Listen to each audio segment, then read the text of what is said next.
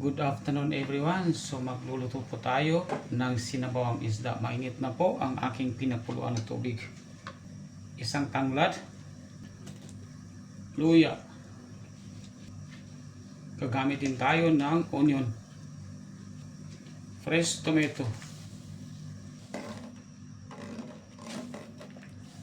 Haluin natin para pantay-pantay yung kapit ng mga sahog na ating ginamit.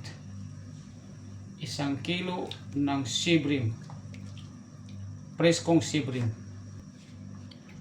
Binabad ko po guys ng turmeric powder ang ating isda para matanggal po ang lansa nito.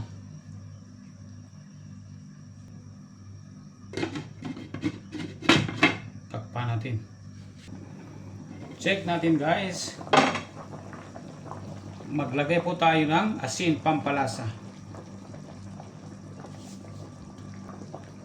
Konting black pepper powder. 1 piraso ng fish cube.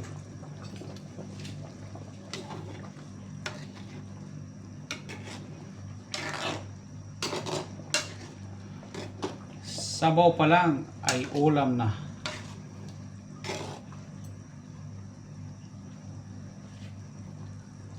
Takpan natin ulit.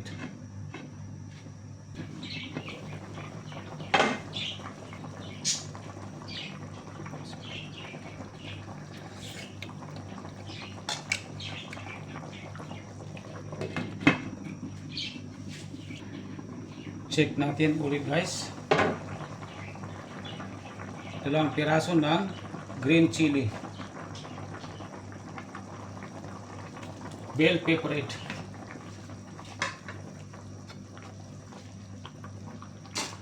Haluin natin ulit para pantay-pantay po yung mga kapit ng mga pampalasa o mga sahog na ating ginamit.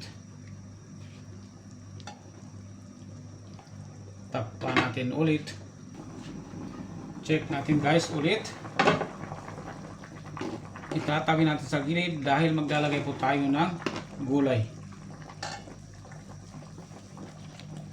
Ayan, meron tayong 1 tali ng alugbati.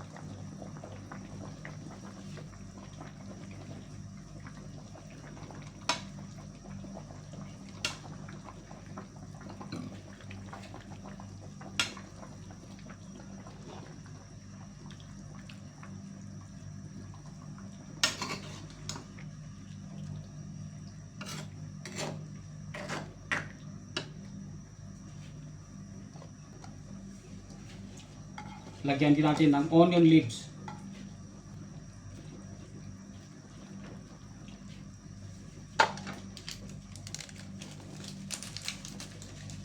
Lastly, magic syrup.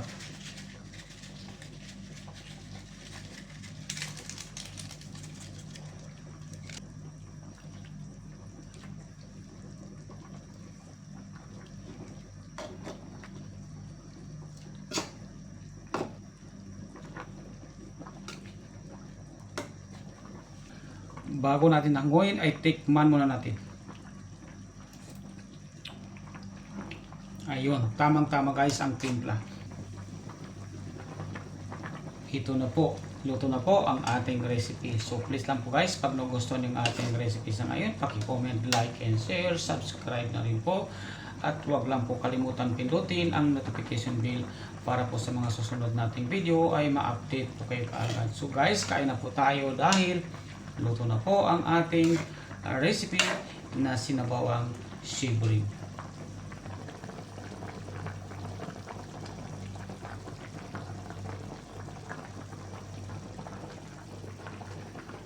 Thank you for watching and mabuhay po tayong lahat.